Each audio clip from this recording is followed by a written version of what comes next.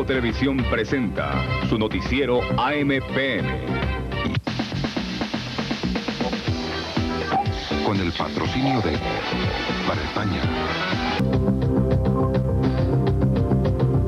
Buenas noches. 24 personas fueron asesinadas anoche en Urabá por desconocidos. 18 de ellas cayeron en un tertuliadero en Chigorodó. Otras 6 murieron en una discoteca de Apartadó. De ellas 3 eran soldados. Se repite la historia. La muerte llegó a las 9:40 de la noche a Apartadó, en donde fueron asesinadas 6 personas, entre ellas 3 soldados de la Brigada 31. La muerte siguió su recorrido y a solo 20 minutos tocó la puerta de Chigorodó, en donde se asesinaron 18 personas inermes, 3 mujeres, 15 hombres. Eran en su mayoría trabajadores bananeros que disfrutaban de una noche de parranda en la discoteca popular Aracataca. Yo oí por boca de otros. ¿Qué dijeron? Que de los vecinos, que esto que lo iban a limpiar este barrio. ¿A limpiar de qué? Que de la gente mala que había. ¿Y por qué gente mala? Porque decían que esto aquí que tiene mucho guerrillero. Sin llamar a lista, indiscriminadamente, acabaron con la vida de estas personas. No se sabe cuántos eran los asesinos ni qué armas tenían. El párroco de la iglesia Divino Niño de Apartadó dijo que era una masacre anunciada. Los rumores iban y venían desde hace 8 días, como en tantas otras ocasiones. Edades ahí, a ver, yo tengo las edades aquí, 16, 18, 38, 28, 26, 50. No es de aterrarnos con lo que sucede en Urabá. Desde hace una década son crónicas de muertes anunciadas para hacer varios libros, para aterrarnos de la falta de presencia de los organismos de seguridad del Estado, que no controlan ni a la guerrilla ni a los grupos paramilitares. En el barrio El Bosque todo era normal hasta esta madrugada en que las balas cegaron la vida de humildes trabajadores bananeros. No se sabrá cuántas muertes más faltan para que la paz sea un hecho en esta región. Mientras Colombia se aterra con Bosnia, Urabá padece de terror y de luto. Según sus propios habitantes, el clima de violencia sembrado por guerrilleros y paramilitares la hacen hoy una de las zonas más crueles del mundo. Urabá se está convirtiendo en zona de viudas y huérfanos. Aquí, dicen sus pobladores, no hay una familia que la violencia no haya tocado. Los niños cuentan en medio de la sangre y el dolor las vivencias a las que ya se están acostumbrando. Después que salió toda la gente, yo vine y vi al vecino ahí y me dio pesar de él, entonces me fui para allá. La masacre de anoche es nuevamente el oscuro panorama de una región donde las muertes son anunciadas y el miedo recorre las calles. Los paramilitares y la guerrilla han impuesto, según sus habitantes, un toque de queda obligatorio.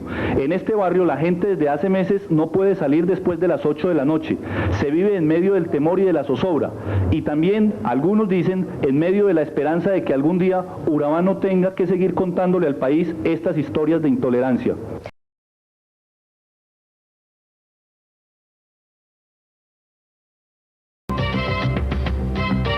Globo Televisión presenta su noticiero AM/PM.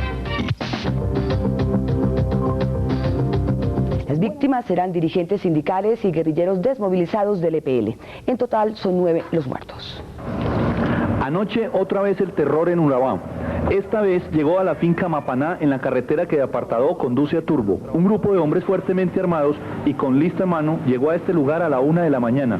Revisó uno a uno los campamentos de los trabajadores donde viven unas 40 familias y obligó a salir de sus casas a 5 trabajadores bananeros integrantes del movimiento Esperanza, Paz y Libertad.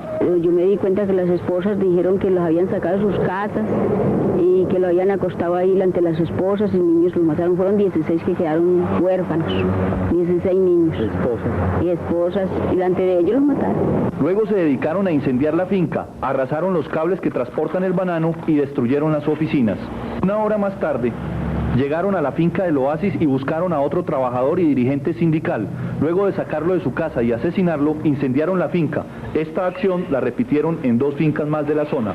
Las autoridades de la zona se indican al Quinto Frente de la FARC e integrantes de las milicias populares de ser los autores de esta masacre, e igualmente de la ocurrida anoche también en el corregimiento Churridó, donde fueron sacados de sus casas por la fuerza el exconcejal Eber Romaña Flores, su hermano Iván y su padre Blas Romaña, y asesinados en compañía del dirigente sindical de Sintrainagro, Rafael Galarcia. Según los reportes médicos, estos últimos fueron, después de ser asesinados, destrozados sus cuerpos y algunos decapitados. Buenas noches. Las autoridades no han podido establecer el número exacto de personas asesinadas en Dabeiba, Antioquia. Hay quienes dicen que las víctimas pueden llegar a 15.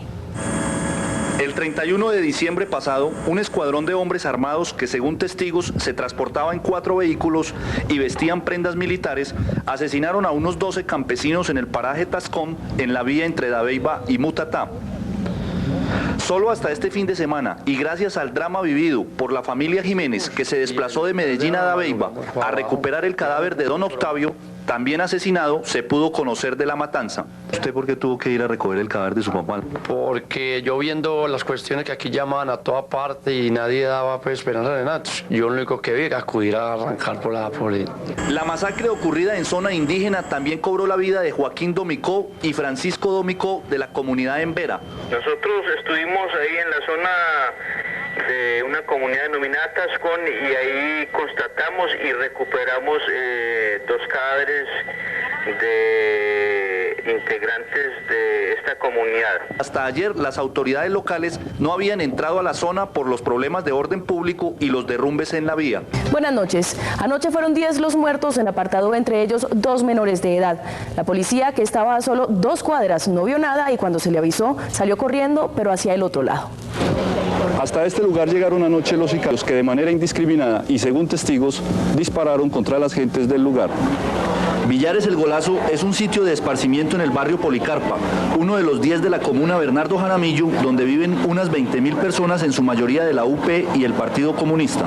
Anoche fueron sorprendidos con la llegada de una camioneta blanca y 2 motos que transportaban unos 20 hombres que sin mediar palabra se bajaron y dispararon contra la gente indefensa que aterrorizada corría en busca de refugio. La camioneta se arrimó y sin bajar de la camioneta nos encendieron la ploma los que veíamos ahí donde Rambo. Me pegaron un tiro en un brazo. Los sicarios continuaron el recorrido, 3 cuadras a la redonda, y fueron dejando muertos en cada esquina. Un niño de 15 años y una menor de 8 años cayeron víctimas de los asesinos, que cegaron la vida de 10 personas e hirieron a otras 7. ¿Por qué no hay una respuesta oportuna? ¿Y por qué en vez de buscar a los asesinos por el sitio exacto por donde salieron, hacen lo contrario? Como este testimonio, son muchos los de personas del lugar que todavía se preguntan cómo ejército y policía llegaron 1 hora después de la matanza, a pesar de que algunas de sus unidades se encuentran a solo 200 metros del lugar.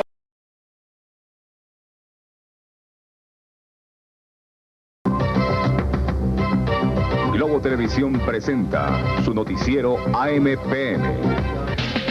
La guerrilla no se dialoga, se le vence militarmente. También le dijeron que hacen labores de inteligencia para el ejército. Hoy durante 4 horas en algún lugar de Urabá, Luidin Zumpol, encargada de Paz Christi para América Latina, se encontró con los grupos paramilitares de la zona comandados por Carlos Castaño. Se lograba así el primer acercamiento entre paramilitares y una organización internacional de derechos humanos. A la pregunta ¿cuáles son las condiciones de los paramilitares para acabar la guerra?, dijo: por el momento ellos no ven posibilidades de un diálogo con la guerrilla. Dice que no hay otra opción por el momento que la opción militar. Paz Christi pudo constatar que existen territorios de control de los paramilitares. El Estado está ausente, está prácticamente ausente en Urabá. Las autodefensas, pues el Estado está derrocado, no existe en realidad. Hay regiones que son completamente dominadas por la guerrilla y regiones que completamente por los paramilitares o los autodefensas, o como quiera llamarlo, ¿no? ¿Y están trabajando con el ejército también en algunos lugares del país o no? Sí, hay, claro, y intercambio de inteligencia, de información, eso sí lo admiten. Mientras las autodefensas hablaban de la guerra, el obispo de Rotterdam y presidente de la organización humanitaria, Adriano Van Lin, entregaba su mensaje de reconciliación y tolerancia a los habitantes de la región. En apartado, Urabá antioqueño, Carlos Obando, AM/PM.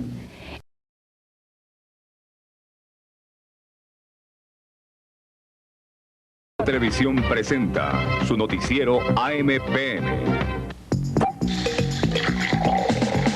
Con el patrocinio de Para España.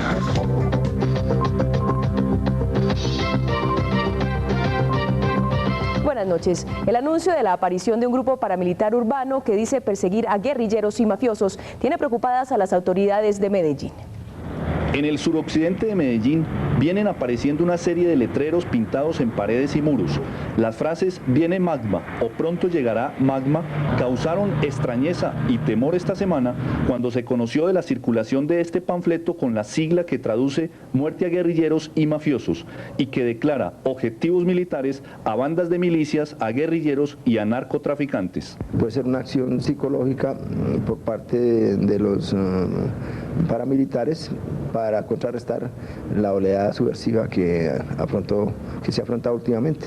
El boletín también señala que será implacable con aquellos que continúan delinquiendo desde las cárceles y relaciona su aparición con los dos últimos atentados, el ocurrido al exministro Juan Gómez Martínez y el atentado donde perdió la vida el director de la cárcel Bellavista, mayor retirado Carlos Arturo Ríos.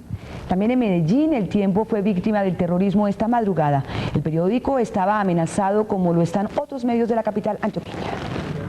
Un petardo de 5 kilos de nitrato de amonio accionado con mecha lenta explotó esta madrugada frente a las instalaciones del periódico El Tiempo con sede en Medellín.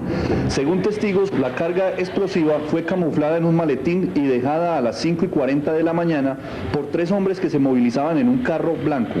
No hemos sufrido pues de amenazas ni nada de ese tipo de cosas. Realmente nos extraña. La explosión dejó pérdidas por 300 millones de pesos en el edificio. El vigilante de turno sufrió heridas leves y llevado a un centro asistencial con trauma auditivo producto del impacto. Nadie se atribuyó el atentado y la policía trabaja para esclarecer los hechos. El municipio de Giraldo fue atacado esta madrugada por unos 100 guerrilleros del 34 y 5º Frente de las FARC. La policía repelió el ataque de la guerrilla y el enfrentamiento, que se prolongó por varias horas, dejó como saldo la muerte de un menor de 17 años.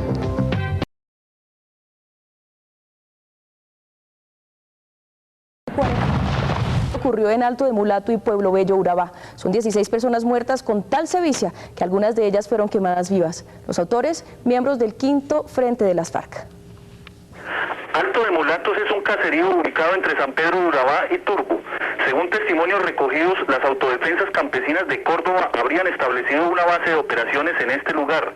Ayer a las 8 de la noche, unos 150 guerrilleros del 5º Frente de las FARC se tomaron el caserío con granadas y armas de largo alcance. Los paramilitares resistieron el ataque por un tiempo, pero finalmente la guerrilla incendió varias viviendas después de haber dado muerte a 7 personas. 6 horas después, a las 3 de la madrugada, otra columna guerrillera también de las FARC llegaba a Pueblo Bello, a 6 kilómetros de Mulatos. Los guerrilleros cercaron el caserío e incendiaron 3 tiendas de víveres y 4 casas. En el interior de uno de los ranchos murieron 4 mujeres incineradas. Los guerrilleros se marcharon después de matar a 9 personas. En total fueron 16 personas las que murieron en estos corregimientos entre Turbo y San Pedro de Urabá anoche en los enfrentamientos que hubo entre guerrilleros y paramilitares. En nuestra emisión de hoy queremos presentarle las imágenes del último asesinato múltiple ocurrido en Urabá. La masacre ocurrió en Alto de Mulato y Pueblo Bello, Urabá. Son 16 personas muertas con tal sevicia que algunas de ellas fueron quemadas vivas. Los autores, miembros del Frente 5º y 58 de las FARC. Las víctimas serán sepultadas mañana en el municipio de San Juan de Urabá, a donde fueron trasladados hoy los cuerpos.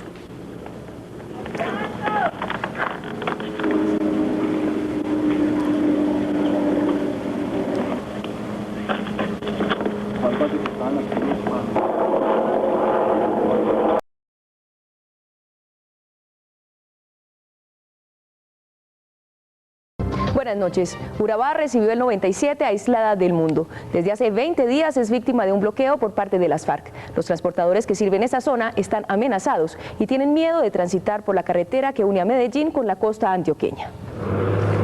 El tráfico vehicular entre Urabá y Medellín continúa suspendido después de que el Frente José María Córdoba de las FARC bloqueó desde hace 20 días la vía Dabeiba-Mutatá a la altura del cañón La Llorona. Los que se han atrevido a pasar le han quemado los vehículos, los camiones lo han quemado, los particulares también y los buses también los han quemado. Con este volante, la guerrilla amenazó el pasado 18 de diciembre a transportadores de carga, de pasajeros y particulares y en la última semana incendió camiones y 3 buses. Nos transportaban banano, otros plátano, otros mercancía, arroz y a todos les van bajando las cosas o los queman con el mismo contenido. Hoy pudimos constatar en la terminal de buses de Medellín el temor de conductores y pasajeros.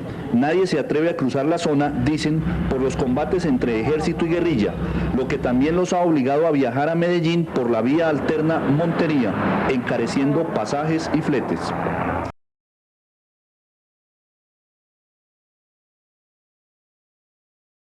La Asociación Nacional de Desaparecidos denunció que solo en este año llegan a 480 las desapariciones en Antioquia.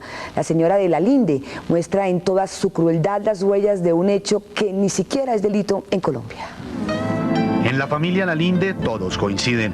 Lo ocurrido es un verdadero milagro. Un milagro que les devolvió a su hijo y hermano, Luis Fernando, para que recibiera cristiana sepultura.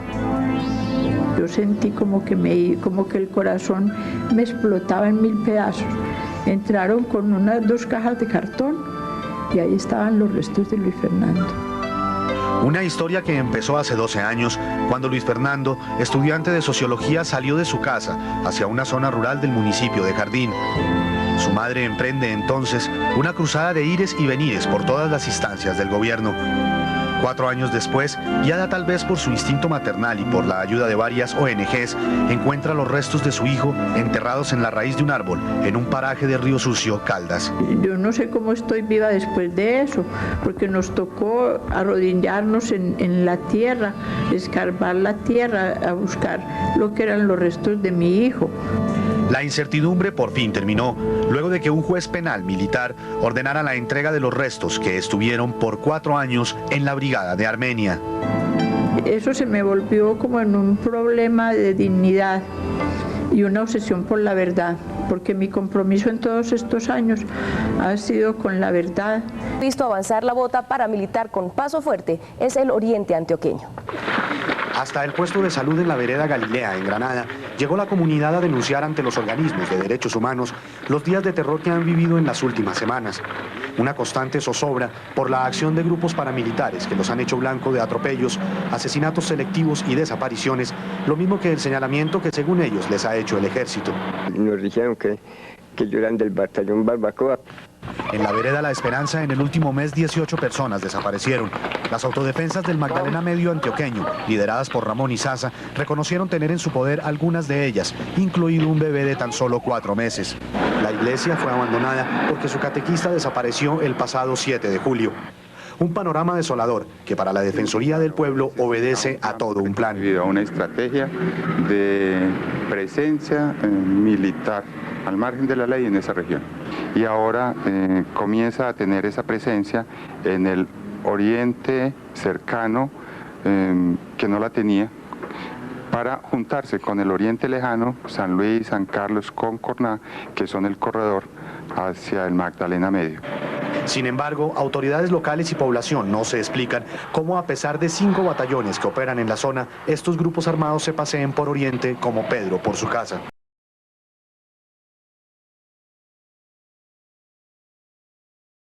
Se sienten ya con autoridad hasta para descalificar poblaciones que toman la decisión de no aceptar gente armada de ningún sector. Es el caso de 22 municipios antioqueños que optaron por la neutralidad que pocos respetan. En un último y desesperado intento por sobrevivir, hemos decidido declararnos neutrales ante la guerra.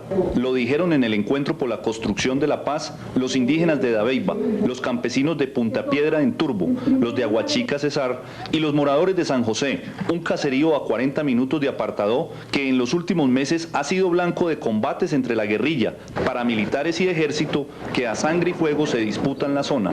En este momento se ha violado por parte de todos los grupos armados, tanto la guerrilla, el ejército, como por los paramilitares.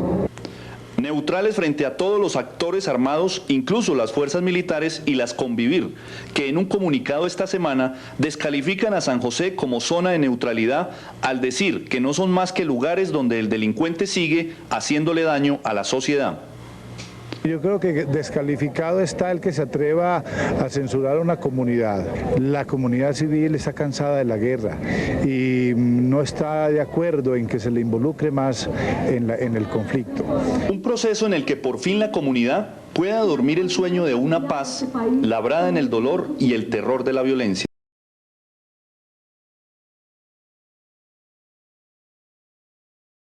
colombianos repatriados de Panamá deambulan sin saber qué hacer. No pueden volver a casa porque tienen miedo. Tampoco tienen apoyo para construir otro hogar en algún lugar del hasta hace poco Pacífico Chocó.